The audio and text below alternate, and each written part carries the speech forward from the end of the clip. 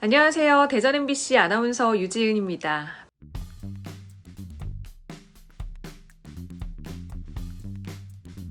방송 현장 비정규직 증언대회 직접 가서 여러 가지 이야기 함께 나누고 싶었는데 제가 라디오 스케줄 때문에 함께 하지 못하고 이렇게 영상으로 대신하게 돼서 굉장히 아쉬운 마음이 큽니다. 그래도 이야기 잘 들어주셨으면 좋겠고요.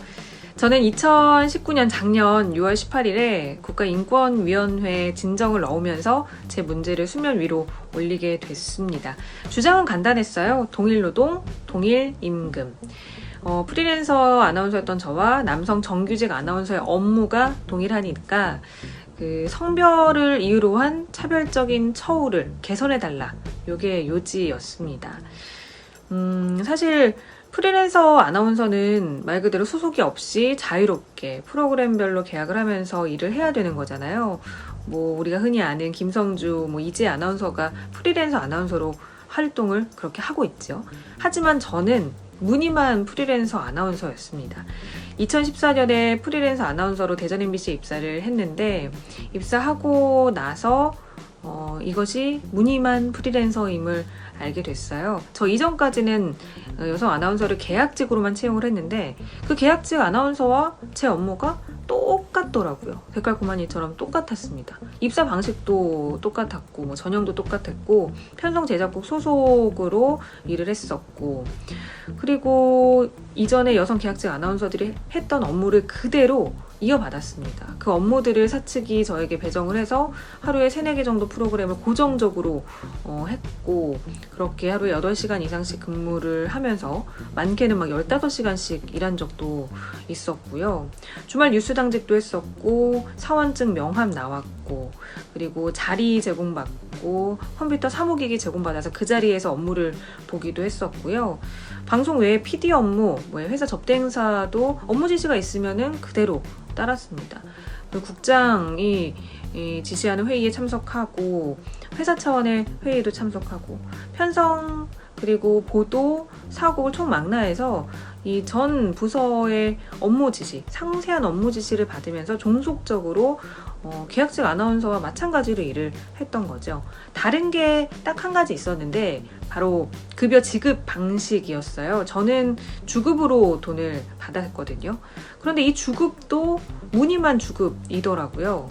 그러니까 프리랜서라면은 출연료 개념으로 주급을 많이 책정이 되면 많이 받고 많이 하면 많이 벌고 이렇게 돼야 되는데 그렇지가 않더라고요. 제가 대전 MBC 아나운서로 업무 배정을 받아서 뉴스에 들어가는 일을 하잖아요. 이때 출연료랑 똑같은 프로그램에 이 프로그램만을 위해서 채용된 프리랜서 앵커의 출연료가 있을 거잖아요. 이 출연료를 비교해 봤을 때 제가 경력이 더 많음에도 불구하고 적은 거예요. 왜 그러냐고 물어봤더니 전 대전 MBC 아나운서이기 때문에 이 뉴스뿐만 아니라 MC, 라디오, DJ, 회사의 TV쇼 진행 등 여러 가지를 다 하니까 이 출연료를 적용해서 제가 돈을 받으면 제가 4주 기준 출연료로 월 급여가 많아진다는 거예요. 그거는 안 된다. 그러니까 1회 출연료를 정해서 주급으로 주는 프리랜서라면서 월 받아갈 수 있는 정도를 제한을 두고 조정을 해왔던 거죠. 그래서 일정한 수준을 유지할 수 있게끔 계속해서 조정을 한다. 그러니까 프리랜서 아나운서가 말만 프리랜서지 일은 여성 계약직 아나운서 똑같은데 돈만 주급으로 줄게 다른 말이었던 거예요.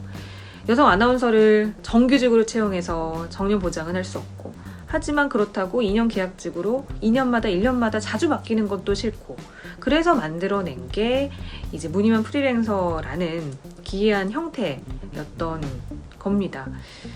제가 정규직과 제 업무를 바로 비교하지 않고 저 이전에 여성 계약직 아나운서의 업무랑 이렇게 비교를 먼저 하게 된 거는 이 여성 계약직 아나운서의 업무와 그리고 정규직 아나운서의 업무가 또 똑같았기 때문이에요. 업무는 동일한데 여성만을 계속해서 대전 MBC는 계약직 아닌 프리랜서로 뽑아왔었거든요. 1990년대 이후부터 20명에 가까운 여성 아나운서들이 계약직 아니면 프리랜서로 거쳐갈 때 남성은 예외 없이 무조건 정규직으로 채용이 됐고 현재까지 근속을 하고 있습니다. 2000년대 초반에는 남성 아나운서, 여성 아나운서 동일하게 채용이 돼요. 동일한 시험을 보고 동기인 거죠. 그런데 결과는 남성 아나운서는 정규직, 여성은 계약직, 이런 말도 안 되는 일이 벌어지기도 합니다. 그러니까 명백하게 성별만을 이루한 고용 차별인 거죠. 그럼 업무는 달랐을까요? 업무를 수행할 수 있는 능력이 달랐을까요? 아나운서는 성별을 이유로 업무를 나누지 않아요. 모두 다 할 수 있습니다. 업무는 동일한데 명백하게 또 차별이 이루어졌던 거죠. 무늬만 프리랜서 이전에 무늬만 계약직이 존재를 했던 겁니다. 이 얘기는 정규직과 똑같은 업무를 한 무늬만 계약직인 아나운서, 무늬만 계약직인 아나운서와 똑같은 업무를 한 무늬만 프리랜서 아나운서, 결국은 프리랜서 아나운서, 정규직 아나운서가 동일한 업무를 할 수밖에 없는 구조로 흘러왔었다는 이야기가 되는 거죠. 남성은 정규직, 여성은 계약직 아니면 프리랜서. 그러니까 시작부터 불법인 고용 형태인 거잖아요. 애초에 작정하고 고의적으로 사측이 만들어 놓은 건데, 사측은 또 얘기해요. 그렇게 프리랜서만 뽑아놓고서는 너 프리랜서인 거 알고 들어왔잖아. 프리랜서인 거 알고 지원해서 일하고 있는 거잖아. 이런 얘기를 합니다. 그런데 말 그대로 프리랜서인 줄 알고 들어왔던 거지. 프리랜서가 정규직과 다름없이 일하는 걸 용인하고 인정하고 들어온 게 아닌 거거든요. 프리랜서로 뽑아서 정규직과 똑같이 일을 시킨다? 이거는 취업 사기? 채용 사기라고 저는 생각을 해요.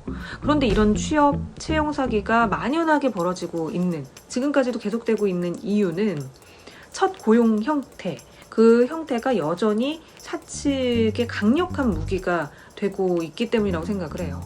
정규직으로 처음부터 들어왔냐 아니냐, 이거가 결국에는 그 입사 과정의 차이를 만들고 사대보험 적용 여부, 뭐 취업 규칙, 징계 여부, 행정 업무에 대한 차이를 만들어내고, 이 차이가 또 다른 무기가 되는 거예요.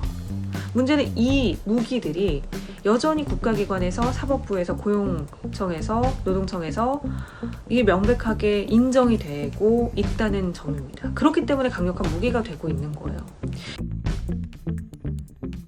이 무기가 힘을 잃으려면 첫 고용 형태가 아니라 어떻게 실질적으로 근무를 했는지, 그 근무 내용, 근무 형태를 봐야 된다고 생각을 해요. 그리고 사측이 고의성을 갖고 있느냐 없느냐.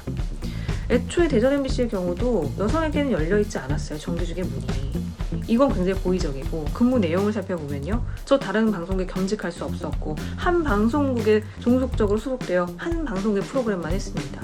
그리고 일정 수준의 출연료를 보장해 사주 기준으로 일정 부분을 보장받았고, 상세하게 업무 지시 받고, 정규직 대타하고 PD 업무하고 회의 참여하고 자리 사원증 명함 있고 외부 행사 보고해야 되고, 만약에 대전 MBC와 겹치면 거기를 거절해야 되고, 그리고 주말 뉴스 당직하고 헤어 메이크업 차량 지원 받고, 보고서 작성하라고 해서 보고서 작성하고, 방송사고 냈을 때 경위서 작성해서 제출하고, 굉장히 종속적으로 구속력을 가지고 일한 근무 내용을, 이렇게 명백한 증거들이 있는데 애초에 프리랜서인 거 알고 들어오지 않았냐, 애초에 정규직에게만 적용되는 그런 취업 규칙들, 그리고 행정 업무 유무, 이 작은 몇 가지로 제 근무의 내용을, 근로자성을 판단한다는 게 말이 되는가 라는 생각을 하는 거죠. 이재학 PD의 경우도 마찬가지였다고 생각해요. 열의 9은 근로자성을 인정할 수밖에 없는 근거들이었지만, 사측이 고의적으로 만들어 놓은 그 일 하나에 정규직 PD가 아니다라는 결론이 내려졌다고 생각해요. 그러면 이재학 PD는 프리랜서 PD인가요?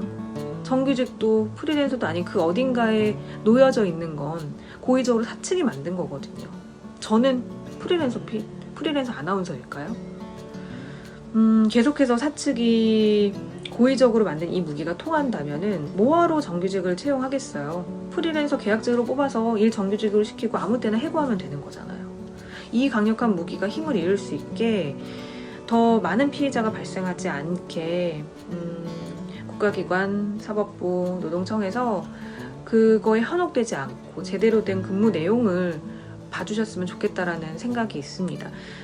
이번 달 말에 제가 문제를 제기한 국가인권위원회 결과가 나오지 않을까 예상을 하고 있는데요. 두려운 마음도 있고 제발 그런 사측의 주장들이 현혹되지 말고 본질 그리고 근무 내용을 볼 수 있었으면 좋겠다라는 마음으로 기다리고 있습니다. 세상은 저절로 좋아지지 않잖아요. 작은 변화들이 모여서 큰 변화를 만들어낼 수 있다고 생각해요. 제 문제부터 조금씩 진전 있는 변화가 생기길 바라는 마음이고요. 그런 소식 꼭 들려드릴 수 있었으면 좋겠다는 생각입니다. 우리 모두 힘내서 이 목소리 내는 거 멈추지 말고 세상을 변화시키는데 조금이나마 힘을 보탰으면 좋겠습니다. 얘기가 잘 정리가 됐는지 모르겠어요. 긴 얘기인데 잘 들어주셔서 감사하고요. 모두 힘내고 파이팅 하셨으면 좋겠습니다. 코로나19 모두 조심하시고요. 이야기 들어주셔서 감사합니다. 고맙습니다.